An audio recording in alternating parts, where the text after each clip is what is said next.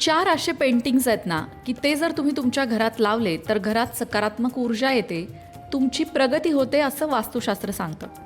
कोणते आहेत बरं ते पेंटिंग्स? त्यामध्ये सगळ्यात पहिलं पेंटिंग आहे कल्पवृक्षाचं पेंटिंग. आता कल्पवृक्ष हा स्वर्गातला वृक्ष मानला जातो हे सगळ्यांना माहिती आहे. ज्याच्या खाली बसून गेलेली प्रत्येक इच्छा पूर्ण होते.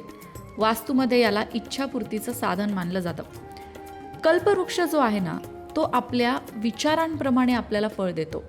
ती गोष्ट तुम्हाला माहितीच असेल की एक व्यक्ती एकदा जंगलातनं निघाला होता आणि तो एका झाडाखाली बसला.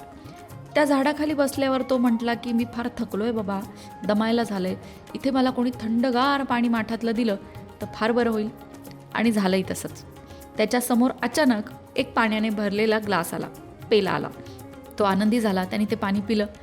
त्यानंतर त्याच्या मनात आलं आता जर जेवायला कोणी वाढलं तर फार बरं होईल बाबा. त्याच्यासमोर जेवायला वाढलेलं ताटसुद्धा आलं. खरं तर त्याला एवढी भूक लागली होती की हे सगळं कसं अचानक घडतंय याचा विचार करायची क्षमता त्याच्याकडे नव्हती. त्यामुळे त्याने ताट दिसलं, जेवून घेतलं. आता पोट भरलं. आता छानशी झोप त्याला येऊ लागली. तेव्हा तो म्हटला फार टोचतंय खाली, जर कोणी गादी टाकून दिली तर फार बरं होईल. आणि काय आश्चर्य, त्याला गादीसुद्धा टाकून मिळाली आपोआप आणि तो त्याच्यावरती झोपला. झोप झाली, खाणं झालं, फ्रेश झाला तो एकदम. आता त्याच्या मेंदूतले सगळे किडे बाहेर येऊ लागले. अर्थात सगळे नकारात्मक विचार सुरू झाले. पोट भरलंय, आता शरीरालाही आराम मिळालेला आहे. आणि माणसाचा नैसर्गिक स्वभाव असतो की काही झालं की माणूस सगळ्यात आधी निगेटिव्ह विचार करतो.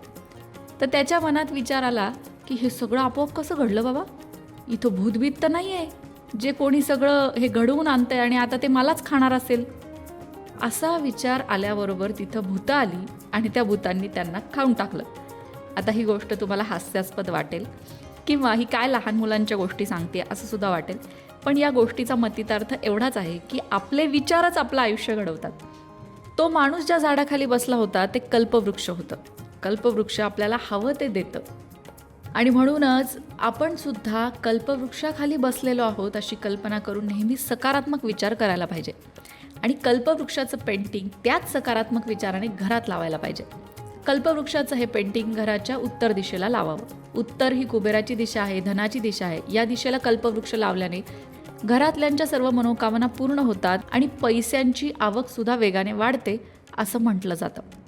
हे तर झालं कल्पवृक्षाबद्दल. पण या व्यतिरिक्त तुम्ही माशांचं पेंटिंग घरात लावू शकता. मासा हा भगवान श्रीहरी विष्णूंच्याच प्रथम अवतारांचं प्रतीक आहे.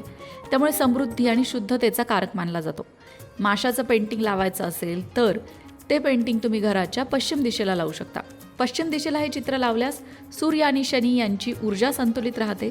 ज्या घरामध्ये सूर्य आणि शनी दोषांमुळे प्रगती रखडलेली आहे किंवा पितृदोष आहे तिथे हे पेंटिंग लावल्यास सकारात्मक बदल घडून येतात. त्यानंतर आणखीन एक पेंटिंग तुम्ही घरात लावू शकता, ते म्हणजे मोराचं पेंटिंग किंवा हत्तीचं पेंटिंग. मोर आणि हत्ती दोन्ही वास्तुशास्त्रानुसार आणि हिंदू धर्मानुसार पवित्र मानले गेलेले आहेत. मोर हा सौंदर्याचा तर हत्ती हा ऐश्वर्याचा कारक आहे. त्यामुळे अशा प्रकारची पेंटिंग लावायची असेल तर ती घराच्या दक्षिणेला किंवा पश्चिमेला लावावी. त्याचबरोबर दक्षिण पश्चिम कोपऱ्यातही तुम्ही लावू शकता. दक्षिण पश्चिम दिशेला हे चित्र लावल्याने कुंडलीतील आणि वास्तूतील राहू ग्रह जो आहे तो संतुलित राहतो. राहूचा अशुभ प्रभाव कमी होऊन घरातील विनाकारण होणारे वाद कमी होतात आणि आकस्मिक येणारी संकटसुद्धा टळतात. त्यानंतर एक पेंटिंग हमखास सगळीकडे बघायला मिळतं, ते म्हणजे 7 धावणाऱ्या घोड्यांचं पेंटिंग. पण हे पेंटिंग लावायचं असेल ना तर त्याचे सुद्धा काही नियम आहेत बरं का. म्हणजे त्या पेंटिंगमध्ये कोणता रंग हवा, त्या घोड्यांची दिशा कोणती हवी वगैरे जरा सविस्तर तुम्हाला जाणून घ्यायचं असेल तर आपल्या चॅनलवर एक सेपरेट व्हिडिओ आहे ज्यामध्ये वास्तुतज्ञ विजयश्री चितलांगे मॅडम या सविस्तर मार्गदर्शन करतायत की जर तुम्हाला तुमच्या घरात 7 घोड्यांचं पेंटिंग असणारं चित्र लावायचं असेल तर ते नक्की कोणत्या दिशेला लावावं आणि त्याचं बॅकग्राऊंड जे आहे त्या चित्राचं ते नक्की काय असावं, कुठल्या गोष्टी त्यामध्ये असल्याने नक्की फायदा होतो, याबद्दल जाणून घ्यायचं असेल तर तो व्हिडिओ नक्की बघा. त्याची लिंक तुम्हाला डिस्क्रिप्शन बॉक्समध्ये देत आहोत. पण हे सगळं जरी असलं तरी एक गोष्ट लक्षात ठेवा की या वस्तू आपण सपोर्ट म्हणून घेत असतो. घरात पेंटिंग्स ठेवणं असेल किंवा वास्तुशास्त्राच्या इतर काही वस्तू ठेवणं हा आपल्याला सपोर्ट असतो सकारात्मक राहण्यासाठी. मुख्य विचार आपलेच असतात, ते निगेटिव्ह होऊ नये म्हणून या वस्तू आपल्याला मदत करतात. पण विचारांवर कृती करणं ते आपल्याच हातात असतं आणि आपण सकारात्मक विचारांप्रमाणे जर कृती केली तर प्रगती होण्यापासून कोण अडवणार आहे सांगा बरं, हे की नाही. म्हणून या गोष्टींचा वापर करावा, अवश्य करावा. आपल्या मनातली नकारात्मकता घालवण्यासाठी करावा, कारण शेवटी आपले विचारच आपलं आयुष्य घडवतात आणि बिघडवतात. या बाबतीत तुमचं मत काय आहे कमेंट करून नक्की सांगा.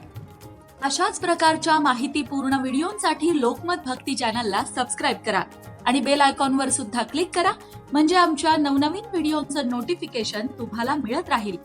तसंच योग्य आध्यात्मिक मार्गदर्शनासाठी लोकमत भक्तीच्या फेसबुक पेजला फॉलो करायला विसरू नका.